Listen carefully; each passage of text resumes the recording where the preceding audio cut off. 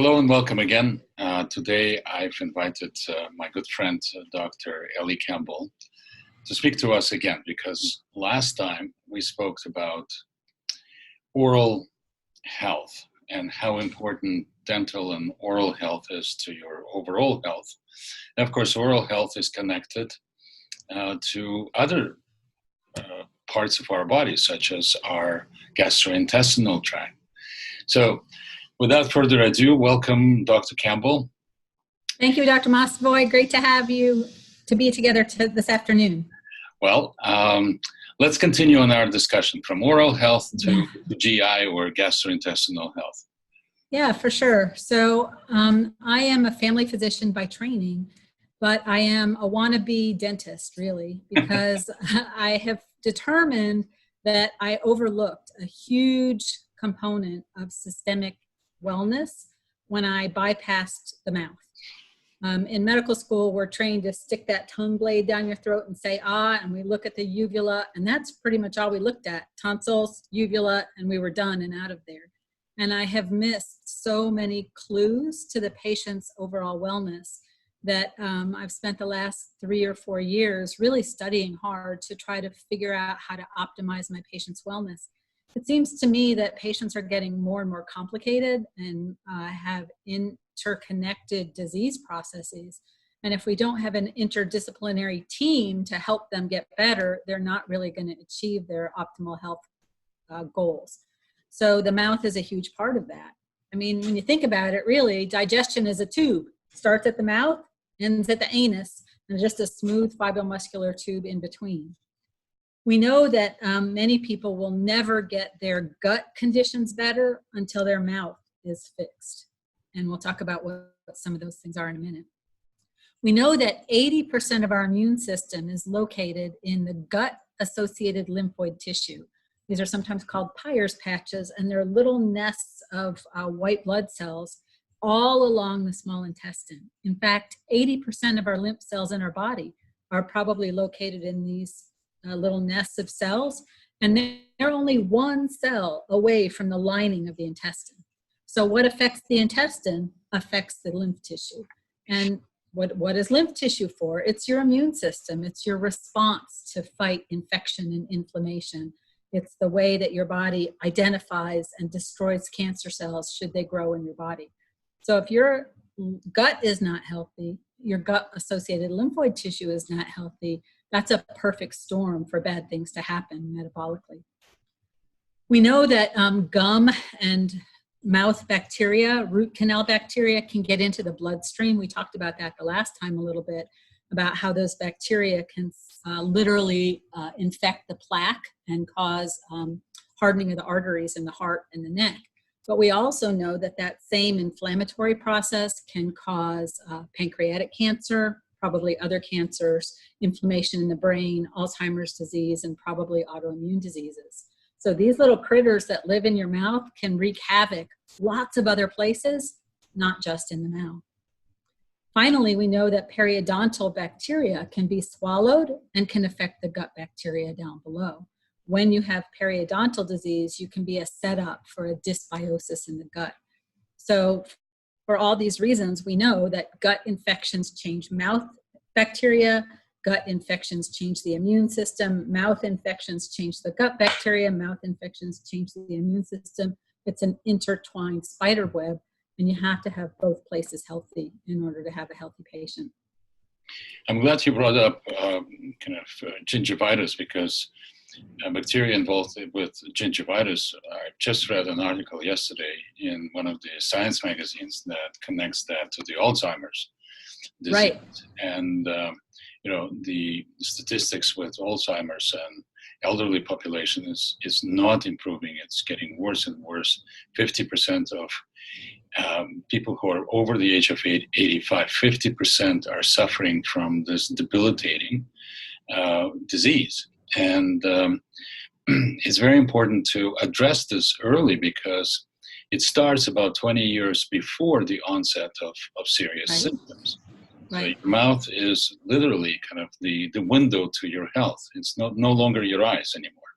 Right. You can't have a healthy mouth and have a healthy body. So we really want to talk about some of these hidden triggers in plain sight, right? Gingivitis and periodontal disease. Gingivitis is sort of a mild version. Periodontal disease is a deeper, more serious infection, often associated with bleeding gums and wiggly teeth that literally fall out. So we know that those are huge components because they drive inflammation and because of the bacteria themselves.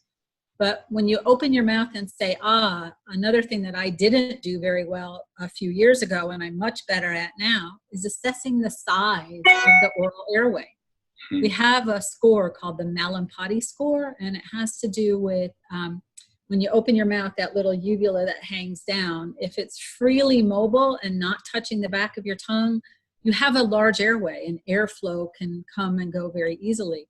But if you open your mouth and say, and your soft palate is sitting on top of your tongue and there's no space there, then when you fall asleep at night, your tongue is likely to obstruct your airway, leading to sleep apnea. And I think by now, most people are at least vaguely familiar with the idea of sleep apnea causing unrefreshing sleep. But what people I don't think realize is that kind of a sleeping position with your head back and your mouth open leaves the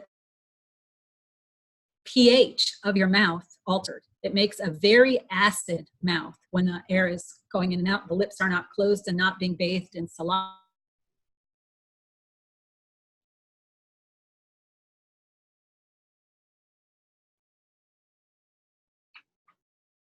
Can you hear me? We got stuck for it.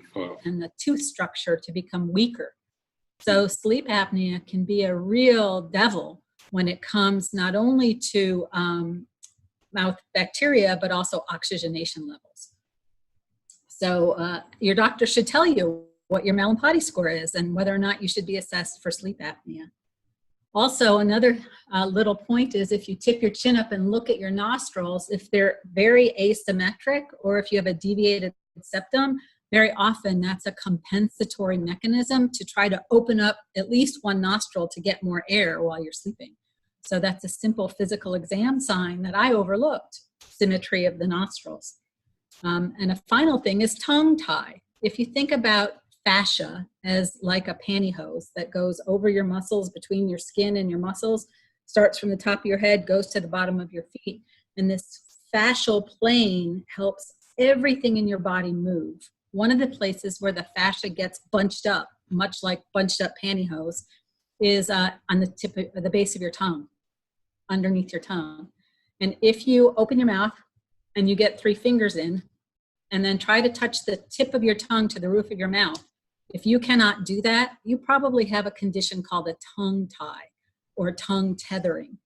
And when you have tongue tie, it means the fascia is bunched up, your airway is not normal, and often we see all sorts of downstream symptoms, everything from headaches to shortness of breath to pelvic pain, all from a tongue tie. And often it's a simple or not so simple dental operation to go in and clip that tongue and the fascia associated and unbunch the pantyhose so the whole tissue can move freely.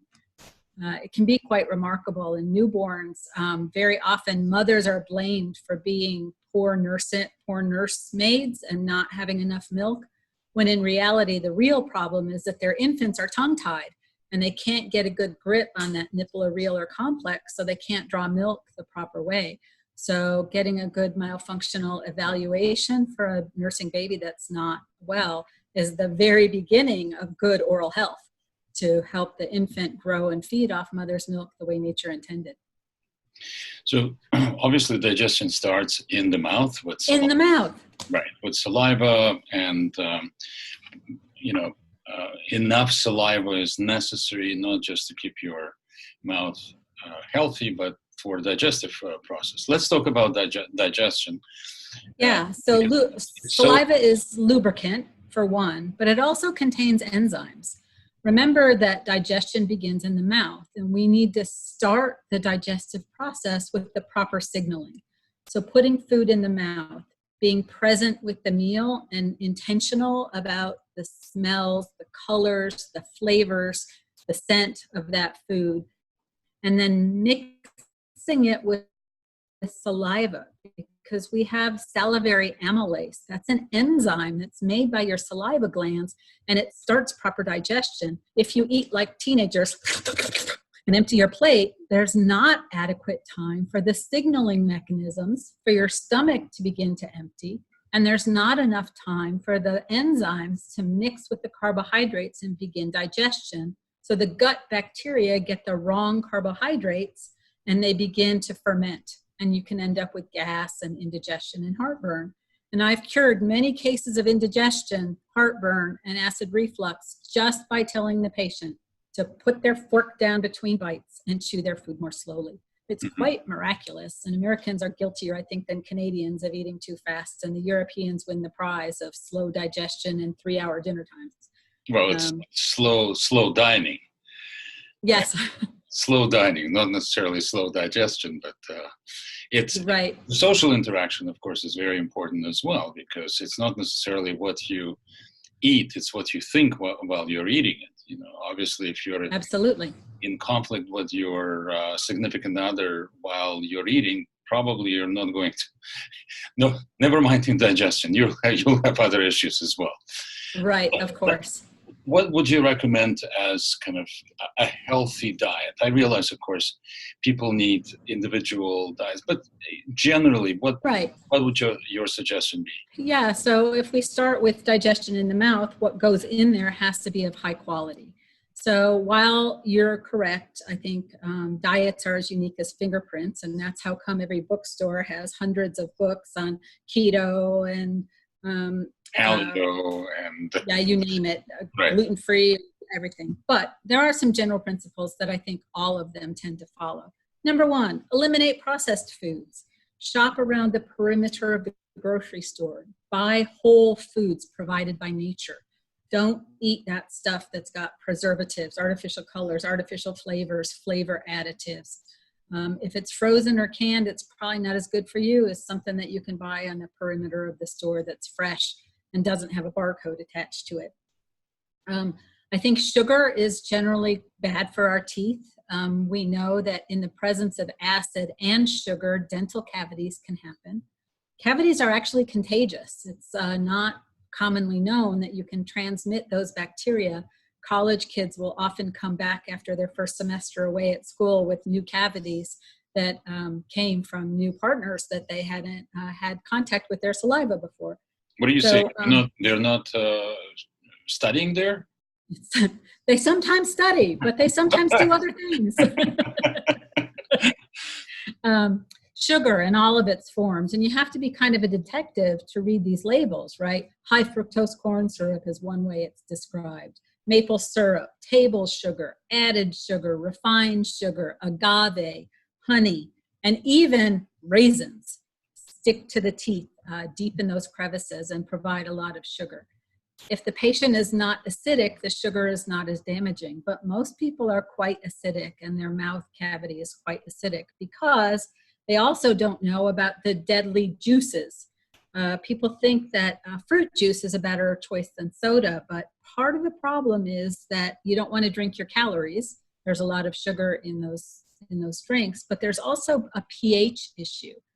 Right, we talked about acidity is not good for the mouth, and fruit juices notoriously are very high in acid, very low pH. For example, apple juice has a pH of 2. We want a neutral pH around 7. And unfortunately for all my people who love to drink seltzer water is also highly acidic, a pH of 3 or 4. Coffee is another acidic drink made worse by adding sugar. So a couple of suggestions if you just have to drink these things. Please drink them all in one sitting, all with your meal or at the end of your meal. Don't sip your coffee all day long. Get a venti soda or a venti coffee and drink it for 4 hours. That constant acid on your teeth will be a problem, wearing away the enamel. Use a straw. Drink your acid drinks through a straw. My daughters all love to drink apple cider vinegar in water in the morning, but I've convinced them to all drink it through a straw. So there's less exposure to the teeth by drinking a straw. And then when you're done drinking your acid beverage all at one sitting, rinse your mouth out with plain water and spit. That's a So good idea with the straw, because a lot of people are using just maybe warm or cold water with lemon juice first thing in the morning. And, right. a friend of mine who's a dentist mentioned that maybe it's good for your health, but it's terrible for your teeth and Teeth. that. So Right. I never thought about the straw. Thank you. You're welcome. So another thing is we want to use proper dental hygiene, right? Make sure that you're brushing your teeth a couple times a day, probably. You don't want to overbrush. And don't use one of those toxy pastes. Use a really nice, clean, organic toothpaste. There's a great amount of controversy among integrative doctors whether fluoride is good for you or not. It may be good topically for the teeth, but it's probably not good when ingested. Fluorine, chlorine, and bromine look a lot like iodine. Your body absolutely requires iodine for your thyroid, breast, and reproductive organs. And if you have fluoride, it will interfere with the action of iodine. So topically, if your dentist recommends it, fluoride's probably a good idea, but I don't generally use a fluoride toothpaste most of the time. Sometimes for a few weeks at a time, I'll use one tube of fluoride, prescription strength fluoride toothpaste. Interesting. My dentist gave me. So, but again, that's with the recommendation and partnership working with your dentist. I am a huge fan of brushing the gums as well as the teeth. Use that little tiny bristle as a massage tool for your gums to pick. After you've brushed and flossed your teeth, if you fill up a little reservoir with water and use an electric spray to get the teeth, you'll, like a water pick or a hydrofloss, you'll be surprised how much from between the teeth, and where there's debris, there's bacteria. Yeah, definitely.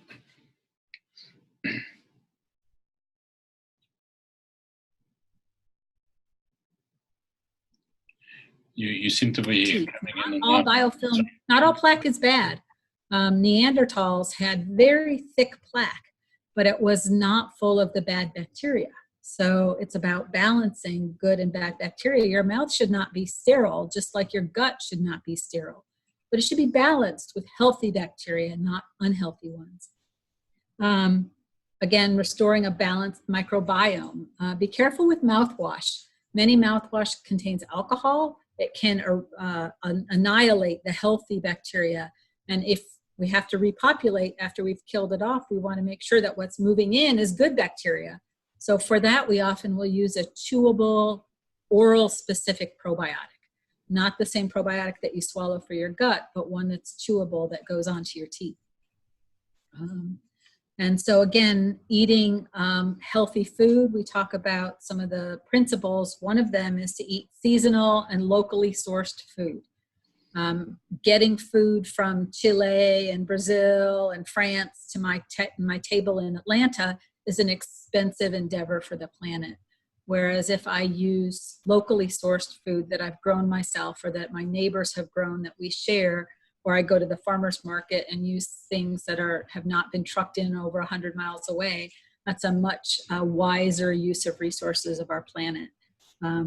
We want to get lots of fiber. Fiber supports healthy mouth bacteria and healthy gut bacteria and is good for weight management.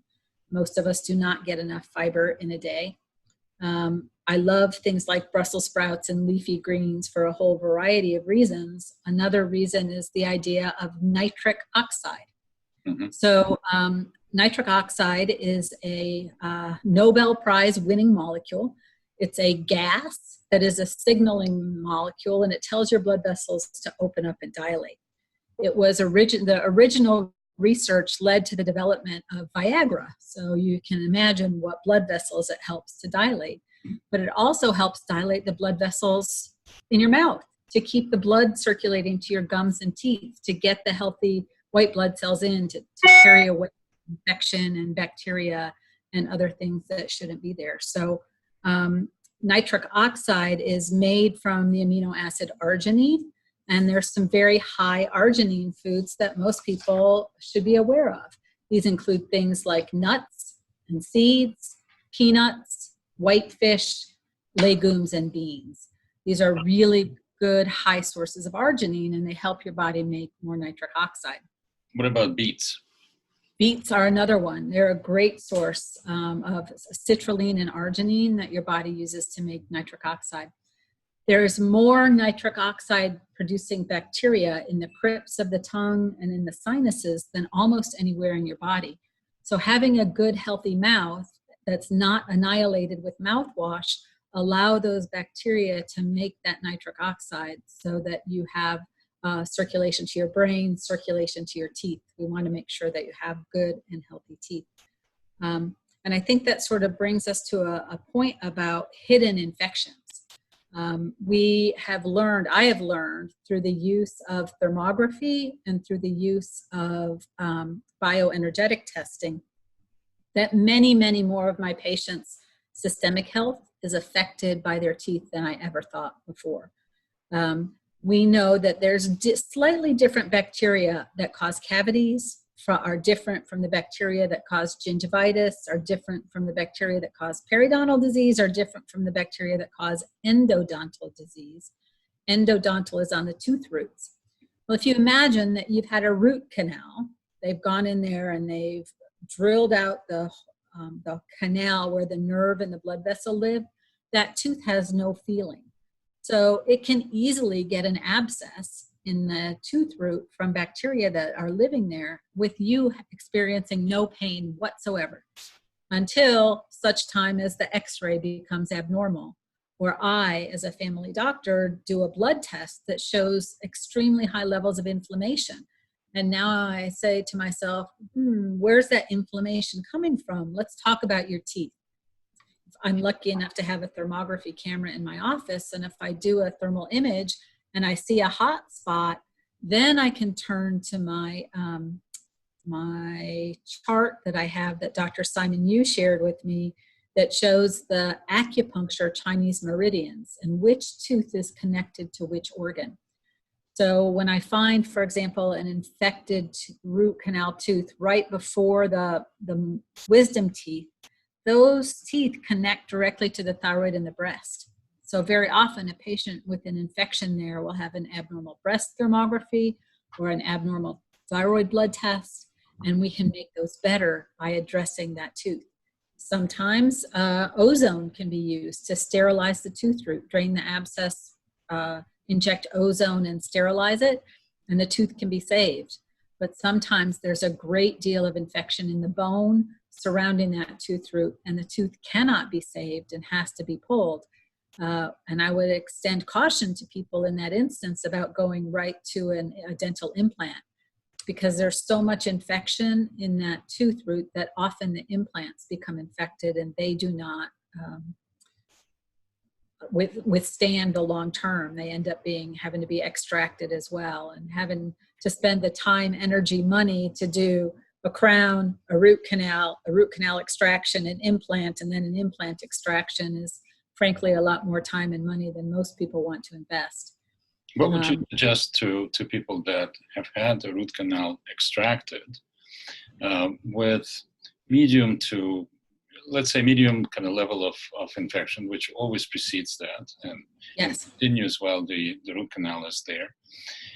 And assuming that it was extracted properly and the whole area was scraped all the way down to the jawbone, would you say that they would need to wait a certain period of time if they decide to go for an implant?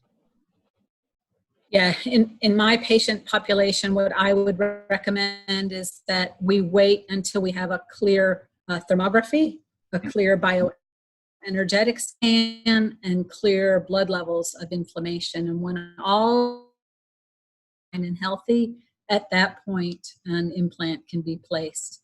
In the interim, a bridge of some kind, a denture of some kind, a partial, we call it a little flipper, a little fake tooth that just serves as a placeholder so the teeth don't shift out of alignment while waiting for healing to occur.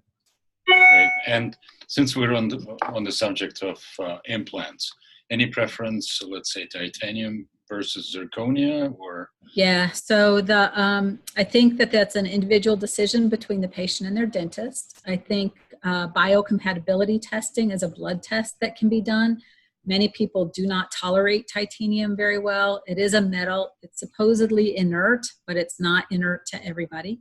Zirconium is just carbon. It's the same material that diamonds are made of, and probably is less reactive, but it's a little more brittle and is not quite as durable and may break more than a titanium. So I think it depends on which tooth it is, if it's on a biting surface, what the patient's biocompatibility says, and it's an individual decision to be made. I will tell you that many of my colleagues who have been doing biological activity of extracted dental material, we pull those things and send them to the lab to look for infection. Those people in that industry have sworn off, I will never have an implant ever. I've seen so many infected ones that they would rather have a fake denture than an implant. A partial. Not always. So it's a hard call because nobody wants to lose their teeth and nobody wants to lose their cosmetic smile. However, sometimes your health has to take first place. Totally agree. So with digestion, what about elimination? So many people, especially in North America, that are suffering from constipation. I remember, reading somewhere that the average person goes a couple of times a week. And when German pharmaceuticals are testing their drugs, they're usually testing them on Americans because they're the most constipated people in the world. Probably we don't eat as much fiber as, but you can imagine that. It's a huge problem to many people. It's a huge problem. And I think it's in part fostered by the gastroenterologists who say, as long as it's not painful, bloody, or uncomfortable for you, whatever pattern of elimination you have is yours, and that's fine. And I would totally disagree. I would say you should be having 7 to 10 bowel movements minimum per week. And if you have a few more than that, that's okay. We certainly don't want you going to the toilet 6 times a day. That's probably not normal either. But at least one good bowel movement a day is absolutely essential. So why are people constipated? In my clinic, the number one reason far and away is because they're mineral deficient. Calcium is needed in the chemical reaction that causes muscles to contract, including the smooth muscle in your bowel, and magnesium allows that to relax. So when you are magnesium deficient, your bowels get stuck in a locked on position, and peristalsis, that normal movement to move food waste through your bowels, is interrupted. So if you think of milk of magnesia contains magnesium. That's one of the reasons why it works. Historically, our leafy greens contained lots of magnesium, but most people do not have a diet that's heavily based in leafy greens. And our soils have become so depleted of magnesium because our mission from our farmers is to get food stuff out quickly that looks pretty, and it doesn't pay attention to the amount of magnesium. The amount of magnesium in my collard greens is probably 1/5 of what it was for my grandmother. So I would have to eat 5 times more greens to get the same amount of minerals that my grandmother ate from her servings. So most of my patients supplement with magnesium, and it can be remarkable at what a powerful bowel regulator magnesium can be. Second intervention after magnesium is fiber, 20 to 30 grams for most people. But remember, fiber acts like a sponge, and a sponge that sits on the countertop without water is hard as a rock and thick as a brick and will not pass. So fiber plus water is the solution, not just fiber. The next thing is the microbial balance. So you have to have a healthy gut microbiome. Many people have picked up parasites, and they will lead to inflammation in the gut that causes sluggish digestion. We have tests that we can do, stool tests, to screen for these parasites, to look for them. Fortunately, most of them are microscopic, not seen with the naked eye. They're not squirming worms that live in your stool, although we see those once in a great while. Most of our parasites are single-celled, one organism you would never see with the naked eye, but meanwhile, they're causing lots of inflammation in the gut, making it swollen on the inside, and things don't want to pass. The next thing is exercise. You have to move. Your bowels will get quite sluggish. If I want to make you constipated, I'm going to put you on a couch with the flu for 3 days. It's really hard to move your bowels when all you do is lie around. So moving, walking, 10,000 steps a day, great. 5,000 steps a day, better than nothing. So whatever you can do, make sure you move your body to move your bowels. Right. That's very good. My biggest secret is magnesium. Yeah, I've suggested magnesium to many people for over many years as well, and doesn't always work, but in the majority of cases, it certainly helps. Yeah, there's many different types of magnesium. Most of them are chelated to amino acids. Magnesium citrate is the one that's most likely to act like a harsh laxative. So in a pinch, that's the one we use. But for regular daily elimination, I like magnesium malate or magnesium glycinate. Mm-hmm. Magnesium threonate sort of has a propensity for your brain. So it gets in and kind of helps sleep and helps calm, relieve ruminating thoughts, help anxiety. So magnesium threonate doesn't work as well on your gut as it does on your brain. So malate and glycinate, those are my favorites for gut health. That's great.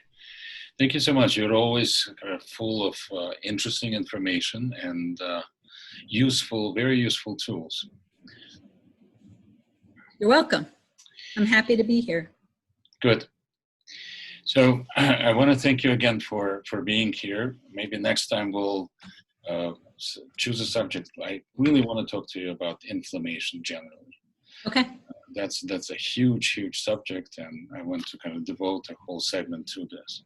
Sure, we can talk about some very specific blood and urine markers we can look at for markers of inflammation, what they mean, and then how to combat them, how to help get them under better control. Because inflammation, after all, is the root of all medical evil. Yes. All right, my friend, we'll set up another talk. We'll talk soon. Thank you. You're welcome. Bye now.